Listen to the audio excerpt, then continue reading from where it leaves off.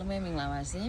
ဟိုပါလေရေချာနဲ့ဘလုံမာချာကိုရောဆိုင်လို့ရလားလို့ခဏမေးကြတာပေါ့နော်မေးတဲ့သူလည်းများပါတယ်နော်ရောဆိုင်လို့ကမရဘူးမဟုတ်ရတယ်ဒါပေမဲ့ကြာထားမယ်ဆိုရင်တော့မဆိုင်သင့်ဘူးပေါ့နော်ကျွန်တော်ပြောချင်တာကတော့ဘာလို့လဲဆိုတော့ရေချာဆိုတဲ့မျိုးကလေသူကအမြင့်တရအရန်ပွားတာမြန်တယ်အဲ့အမြင့်တရားနေပါသူကကြာဆွဲတွေကိုကုတ်သွားလိုက်တဲ့ခါကျရင်သူကကြာဆွဲကကြောက်သူကအရှိကိုပဲသွားနေရလေသူကကြာဆွဲ